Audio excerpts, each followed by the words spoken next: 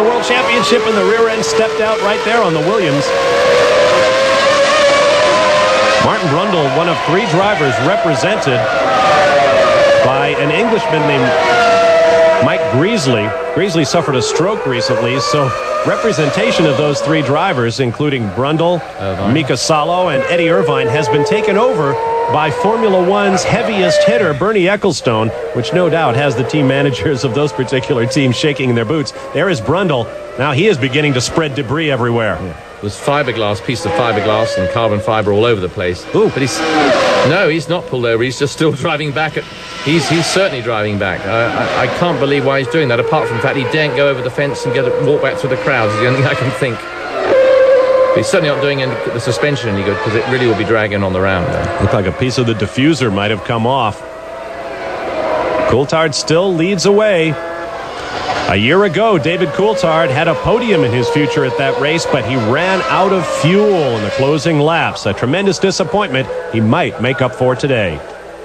We're back at Monza. Later today, you be here at ESPN to join Chris Berman, Tom Jackson, Joe Theismann, and Sterling Sharp for the NFL's best pregame show, NFL Game Day. 11:45 a.m. Eastern Time, live here on ESPN. Here comes Pedro Diniz in the bright yellow 40. Just behind him, Mika Salo, who just pitted the Tyrrell for fuel and tires with 40 laps remaining. We anticipated just one stop. Obviously, Salo will have to make more than one. Oh, and there goes David Coulthard spinning out of the lead. Oh, no, he's absolutely... He's keeping his foot in it. He's got to keep it going. He's keeping it going. Somehow he's got to keep that thing. He's got it straight towards the exit, which is the main thing. He'll be out of it now. Oh, he's got a long way to go. Lost a lot of time. And it appears he will escape the gravel. I tell you, it's so precarious, those brakes. They come in on the brakes and zap, it's gone, isn't it? Just as quick as that. He had a little bit too much braking on the rear.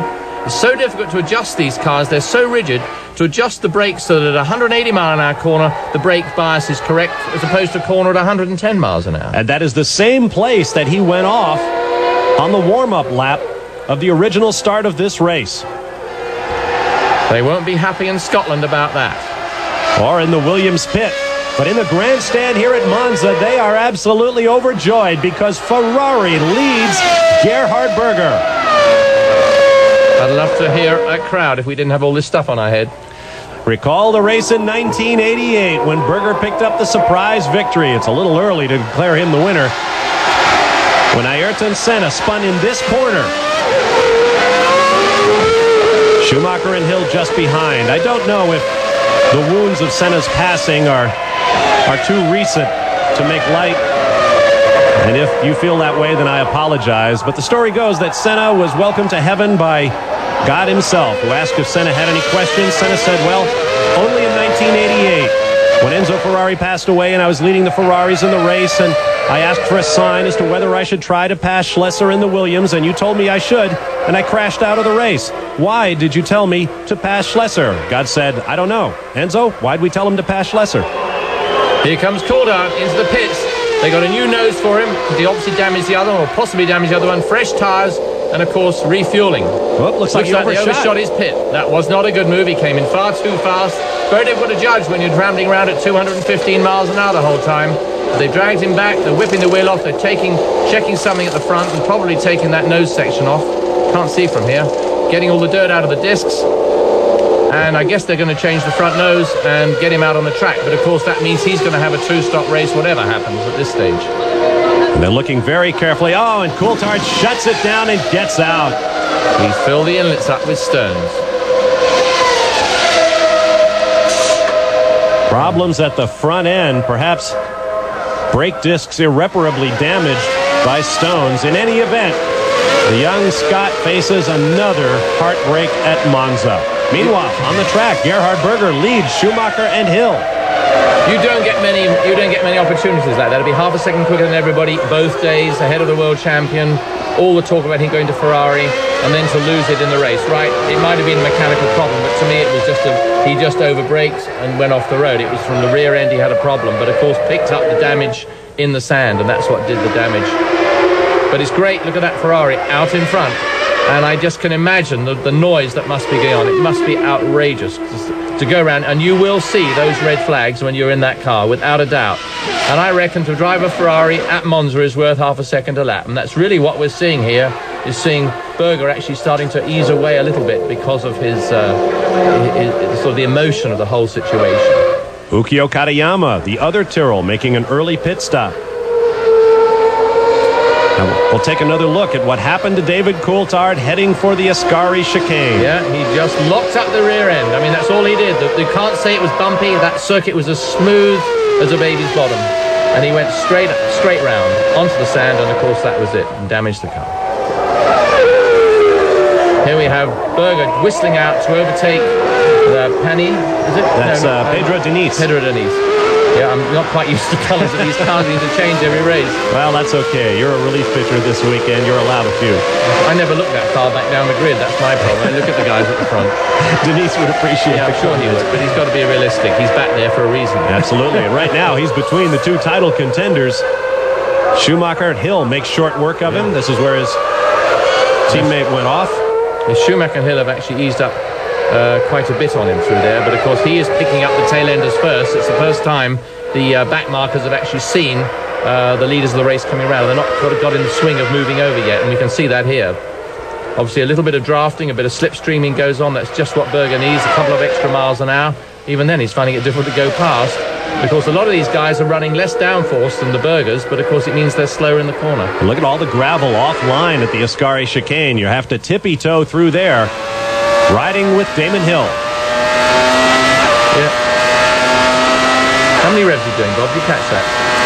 I lost count at around 15,000. Schumacher's trying to break his toe. Look at Damon right up the back of Schumacher going into that corner. See, Schuey wanted to get by that car in front but couldn't. And he actually wasn't close enough, but he really tried to break Damon's toe. Slipstreaming, drafting is the most amazing feeling. You sit there, seeing the guy behind, gradually creeping up on you, and then just when you're going, no, you can't do it, zap, he goes by. Schumacher goes by, but Hill doesn't. Whoa!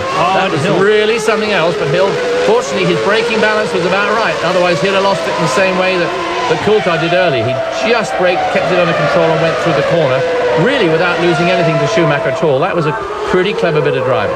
I imagine the old ticker is clicking away there for Damon Hill. That was very close. I don't think he's thinking about probation this moment. Do you, Bob? I don't think there's anything there in Schumacher's mind. He's just going to hold Hill off just as much as he can with any trick in the book, but he might not weave just as many times as he did at Spa. Absolutely. A world champion like Schumacher is not thinking about that suspended suspension for 4 races as a result of the steward's decision 2 weeks ago in Spa. Once more through the gravel. Alesi slightly moving up there, picking up a little time, but if you remember, of course, the lads in front have had some moments with tail markers, whereas by the time Alesi got there, they might have said, okay, I'll give in, I'll pull over. And Alesi is a pretty brave overtaker too. No question about it. The drivers in the points right now: Berger, Schumacher, Hill, Alesi, Barrichello, and Hakkinen.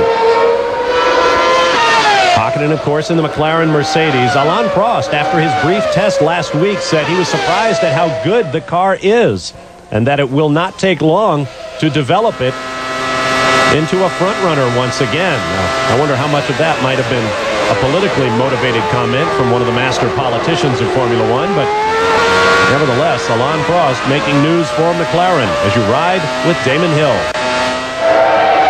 It might make Prost quite a bit of money as well, so he's got to say the right things. And I mean, in my own small way, being a lot older than him, I would still love to race cars full time. He has realised that there's really nothing in out there when you're not racing, and he wants to get back in desperately. So he's feeding his way in to see how competitive he is. I'm a bit worried. I don't think he did that good a job versus Damon Hill. And I don't think that, he's really got what it takes to beat the Hakkinens. I think as a test driver, and as technically he's brilliant, intelligently he's right at the best. He's one of the best. But I think as far as actually having the guts that you need, the Schumachers and the Hakkinens and the Alesis, their sort of drive, I don't think Prost has got it. And you have to have it to win these sort of races, unless you're in a superior car, which he is not going to be if he drives the McLaren Mercedes. Well, the man said it himself. Prost said, I will not do it if it's not a 100% possibility of scoring.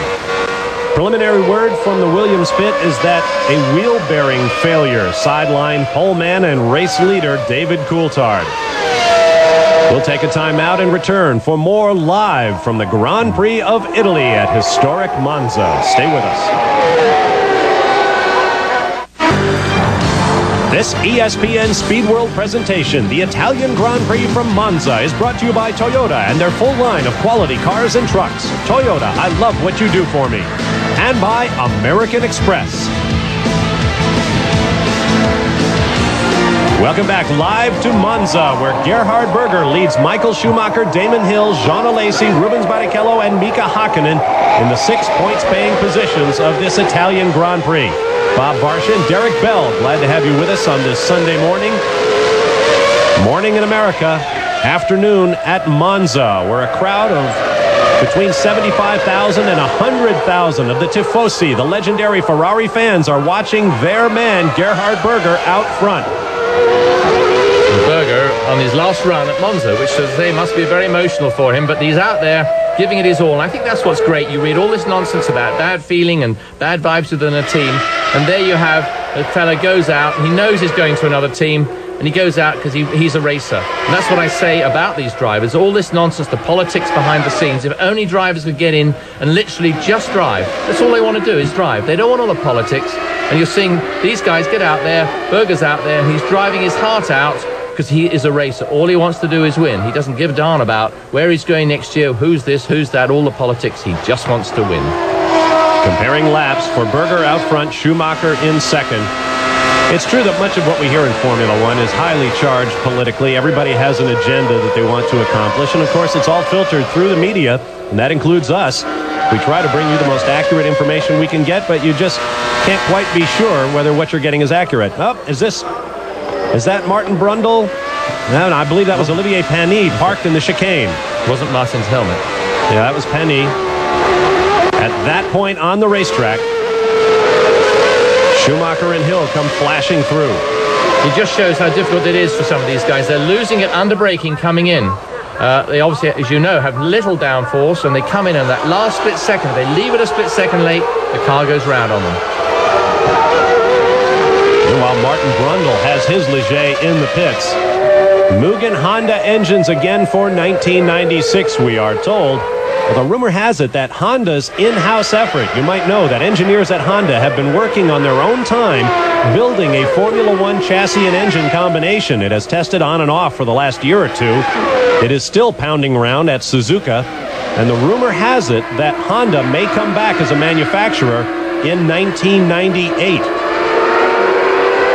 Alesi's moving up very, very close to Damon Hill at the moment. He's just picked his way back up with the last couple of laps, moving in on them very well. They haven't really either.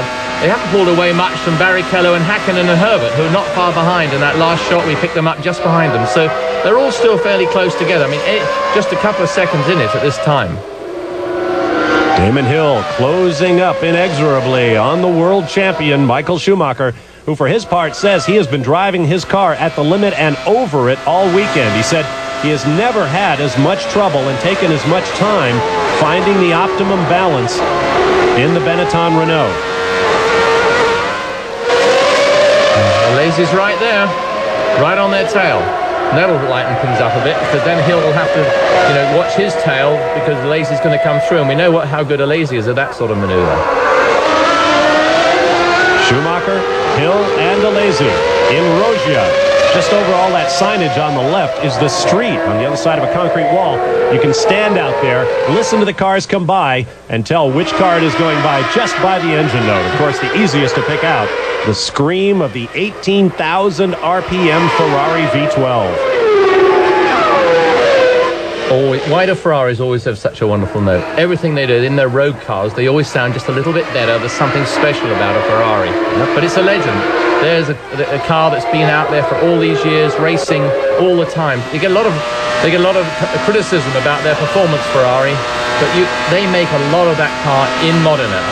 95% of that car is built in Italy. I know they got a British designer and one thing or another, but that car is built in Italy. They don't have Renault engines. They don't have Mugen Honda engines. It's all Ferrari. And for that, I really have to take my hat off. They have missed a mere handful of races in the history of Formula One. No question. This is all very interesting. We're going to see what poor Michael's got to weave his way through here.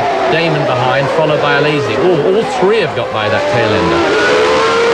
It was Jules Bouillon in the Sauber.